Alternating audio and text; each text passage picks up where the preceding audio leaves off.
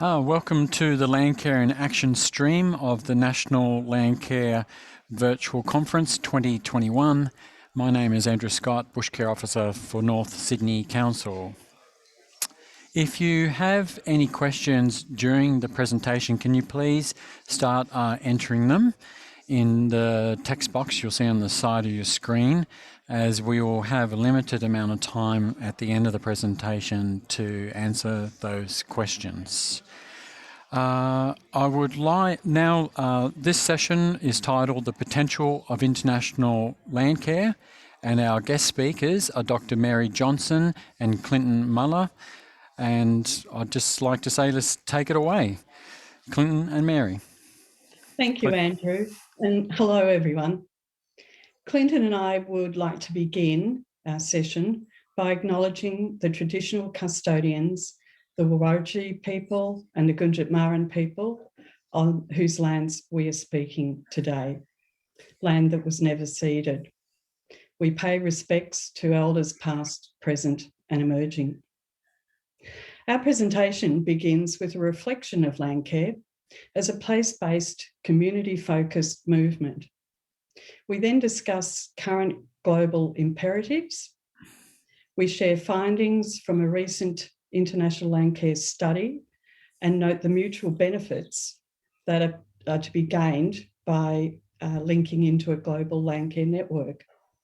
Finally, we will conclude with what's currently being undertaken in international Landcare space. When Landcare started in Australia, we were able to visualise our farms and public spaces in new ways. We used property plans and mapping. Our world expanded as aerial maps helped to make places like farms and public spaces, helped to place them in the landscape in relation to neighbouring properties and then the wider catchment. We could see where we fitted in. The practice of Landcare is grounded in the physical landscape through the framework that recognises the relationship between people and place. Landcare addresses local needs. It is place-based. It's an approach where social, environmental, spiritual and economic well-being sit within a particular location. Now, the process of reimagining helps to bring these relationships into sharper focus. And importantly, it expands our perceptions through understanding the perceptions of others. This photo that you can see on your screen, taken in 2010, shows the Gunditjmara Yarns on Farms team and Landcarer, the late Rick Stevenson, studying a property map. After these discussions and studying the map was left on the ute and the team and Rick explored the farm property. As the group walked and talked on country, they shared stories, history and experiences and considered Indigenous and non-Indigenous ways and perspectives of working on country.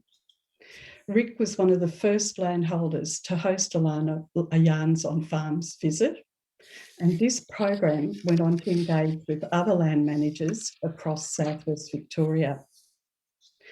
The Yarns on Farms story describes local endeavour, but we live on a stressed planet, and now we urgently require collective worldwide action. Can local action lead to global benefits? Well, Landcare evolved from the grassroots to become a national movement with Australian-wide coverage. For over 3 decades, Australian expertise has grown in the areas of revegetation, restoration, and regeneration. Now, these skills could be shared and utilised by others, and they could make much needed contribution to global responses. For example, for those implementing the Sustainable Development Goals, or SDGs. The SDGs are designed to be a blueprint to achieve better and more sustainable future and represent the world's most ambitious initiative aimed at eliminating poverty and to heal and secure the future of our planet. Developing the SDGs took several years of global consultation that led to this framework of transformation that was endorsed by 193 nations, and that included Australia. Reimagining the world uses the same consultative, reflective processes as reimagining our backyards. The agenda of the SDGs requires a transformative trajectory for improving lives and livelihoods. This will take dynamic and reciprocal collaborations with greater awareness placed on the mechanisms that position community at the forefront of landscape management and decision-making. This will be achieved through the adoption of participatory community mobilisation approaches where communities come together. And this is exampled in Landcare.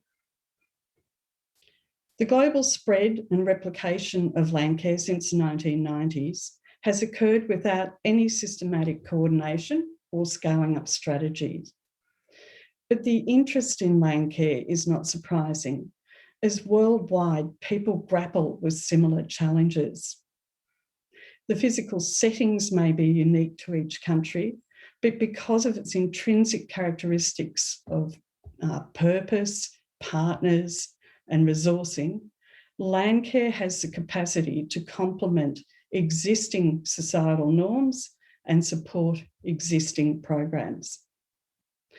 Ultimately, the extensive transformations that will be required to address environmental and societal issues will demand greater participation and new types of partnerships. From the local place-based Landcare to the global SDG platform, transformation will also require the expansion of ideas to enable people to explore what's possible. Rather than just dream what is possible in theory, Mary and I were fortunate to test these possibilities in the field. We were supported to undertake a small exploratory study funded by the Australian Centre for International Agricultural Research, ACIAR, to investigate the potential of international landcare. I just want to stress Mary's earlier point that the origins of the spread of landcare internationally has been mixed. While there are some examples of formalised government-to-government partnerships that have facilitated the introduction of the Landcare model, there are equally several examples where the spread has occurred organically as a result of word of mouth and networking of well-intentioned Aussies in their international travels. For this particular study we wanted to share with you today, we looked at three key research questions. The first was, what are the preconditions for Landcare to flourish and to be replicated? How does Landcare contribute to agriculture development in comparison to other extension approaches? And finally, what does the Landcare model look like within the different country contexts? For this study, we were privileged to visit and better understand how the Landcare model has been adapted and evolved in 5 different countries that we visited.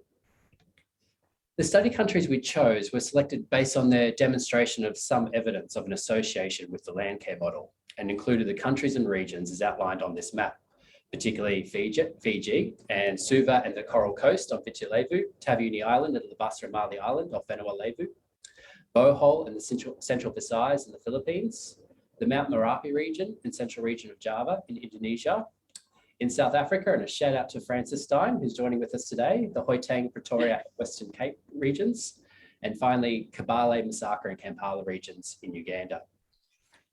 We also looked at the development of the Landcare model in Sri Lanka, and was explored through the study, but we did this remotely due to security challenges at the time. From this particular study, we found several common principles that are driving the model internationally.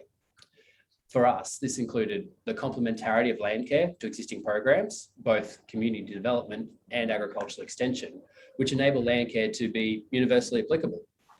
This is particularly important given the nexus of where Landcare approaches sit between supporting individuals and establishing community trust networks and enable improved livelihoods through increased agricultural productivity and market access, whilst importantly, protecting and enhancing natural assets of soil, water, biodiversity, and coastal environments. We also found common across all sites that there must be a driver to embrace a Landcare approach. We recognise this as a precondition requirement of a need, a want, and a will. Without some degree of community scale challenge, be it soil fertility decline, erosion of landships, reduced water availability, drought, conflict, vegetation loss, or even much like the experience here in Australia, salinity pressures, there has to be a purpose for community to come together to collectively resolve that landscape scale challenge. Across the study, we recognised 5 commonalities, or what we call them preconditions for Landcare adoption, which included a clear purpose for why that group is coming together, the role for leaders, champions, and facilitators, strategic partnerships that are two-directional. By that, I mean both parties are getting some value of the relationship. Resources, not just financial, though it definitely does help, but also access to equipment, materials, and knowledge. And finally, collective learning that enables the cross-pollination of ideas and knowledge. This isn't to say that there aren't considerable challenges for Landcare internationally. In particular, we observed several constraints that have restricted the uptake of Landcare, including sustained resource base, the ability to scale, political instabilities, and a lack of community participation and ownership in the process. Despite some of these challenges, we were encouraged that the common goal and purpose amongst grassroots land managers globally is universal. Regardless of whether you're in a village off the coast of Labasa in Fiji, the base of a volcanic Mount Merapi in Indonesia, or growing world-class pinotage in the viticulture region, the Stellenbosch in South Africa. Much like our Australian family farmers, we're all driven by the challenges of the weather, the performance of our crops and livestock, and have the same desires to put food on the table, have access to education for our children, provide secure shelter to our family and into our retirement through imagining the potential of a better landscape for our future. Let's reimagine the potential of Landcare, this time on the global stage. Landcare is centred on place-based, community-focused action that develops solutions for social, economic and environmental benefits. Landcare encourages collective learning and values information sharing and for more empowered individuals and communities. Importantly, Landcare recognises the importance of simultaneously improving people's livelihoods and the natural resource base upon which they depend, paying attention at the same time to social, economic, environmental and cultural sustainability. When Australian farmers shared their maps in those Landcare groups and meetings, they found they had a lot in common.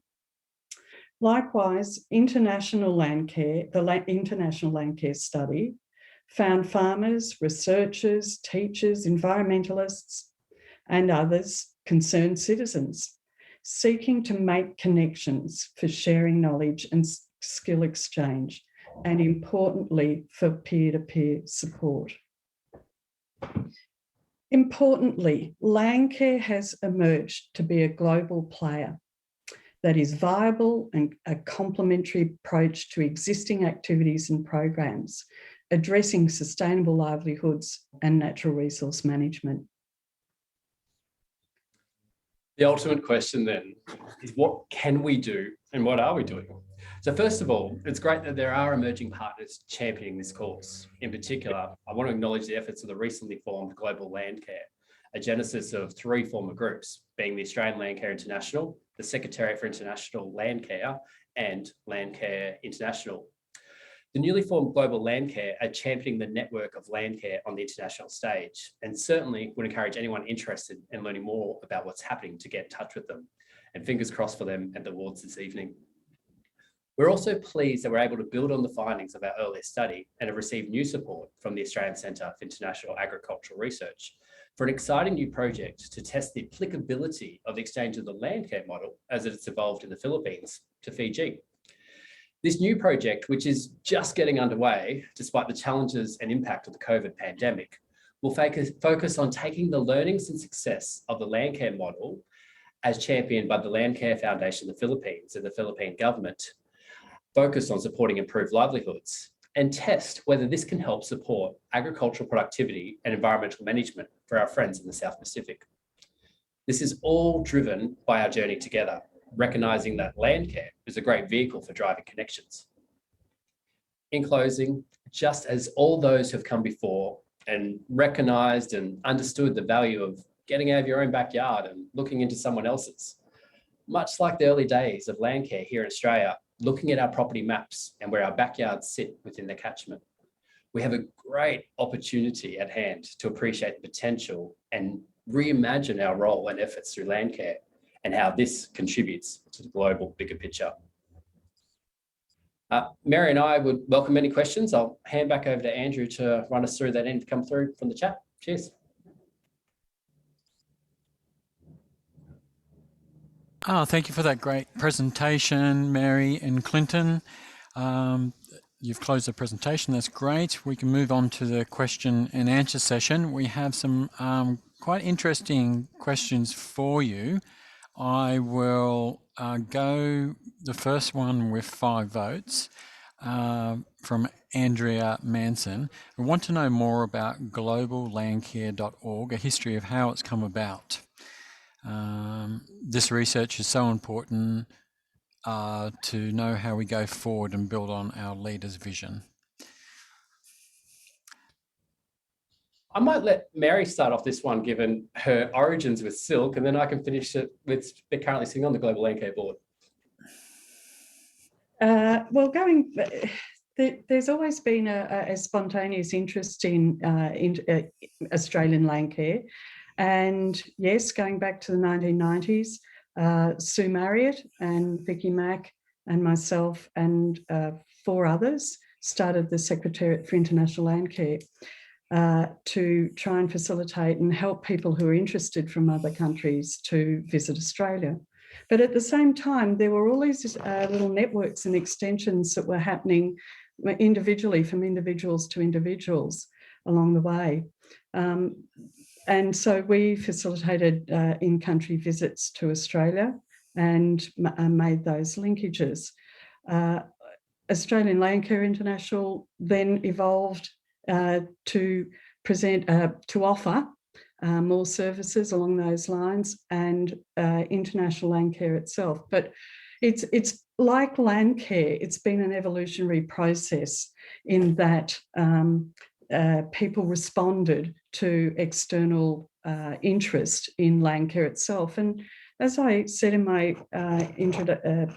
presentation, what we found in the International Landcare study was that farmers and researchers and education people wanted to reach out across the world and connect with other like minds and make those connections where information could be shared and peer-to-peer support can start to happen.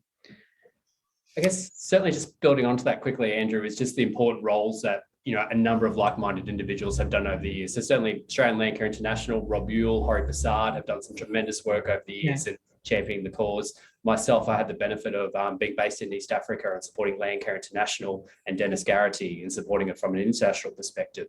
I think the real nature of coming together of Global Landcare, as per Andrea's question, is really driven out of a conference that came about a couple of years ago in Nagoya in Japan, convened by the late Nick Siegel. And look, just a fantastic opportunity of coming together of minds to recognise this is an important space and needs a vehicle and a platform to drive it. And certainly those partners coming together, forming now Global Landcare, very exciting space emerging, and it's one of those ones to watch. So certainly encourage everyone to reach out to Global Landcare about how you may get involved. We've still got time for a few more questions. The next most popular question was from One Ho.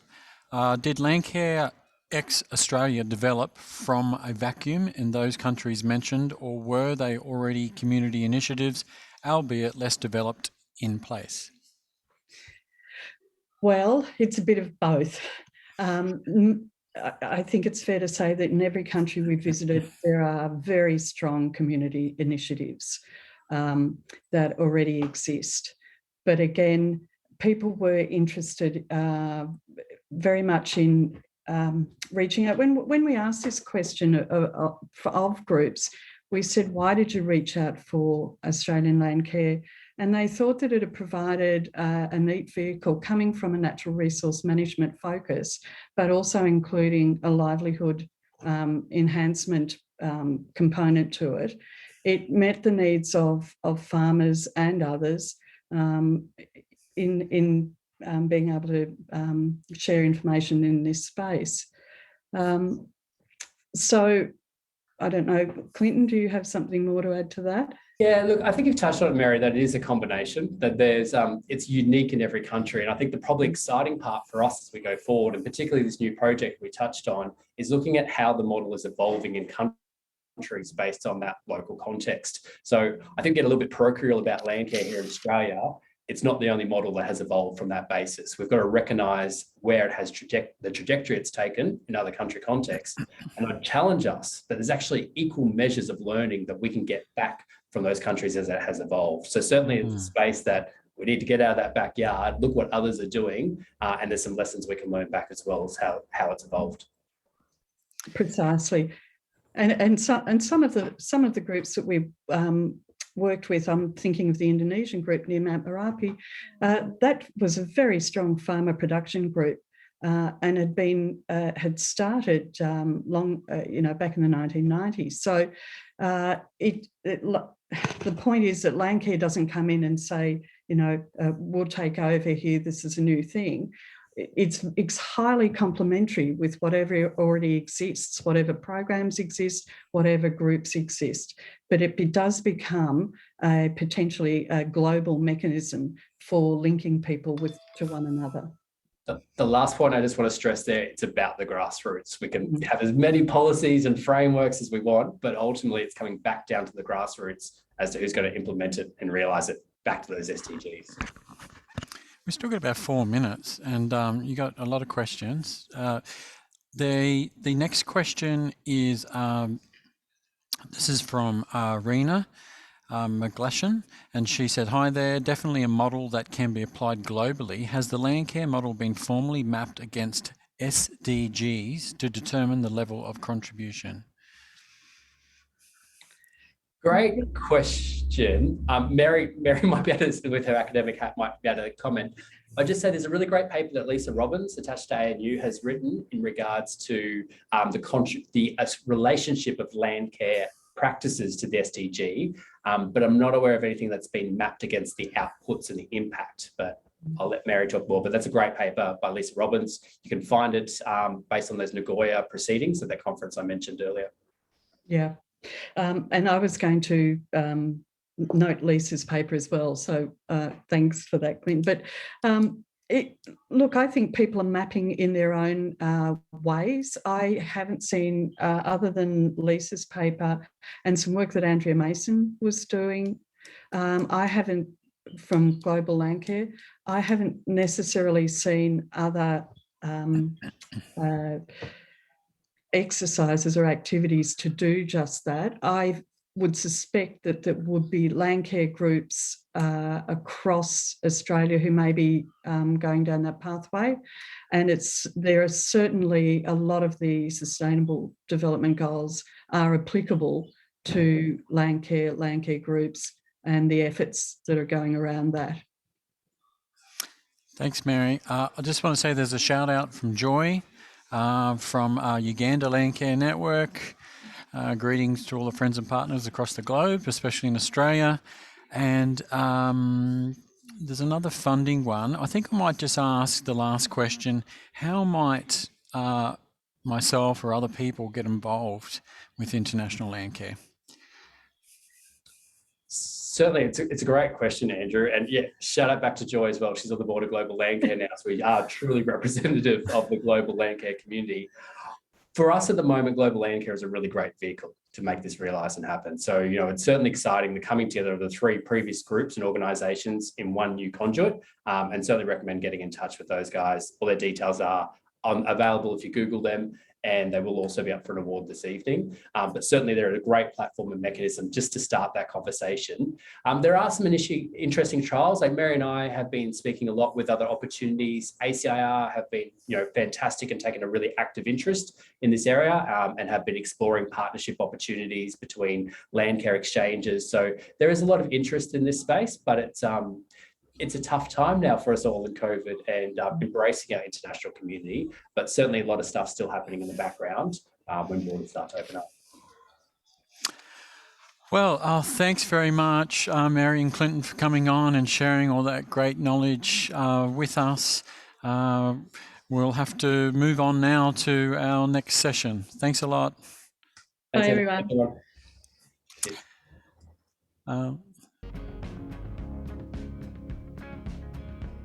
Please feel free to join your next session.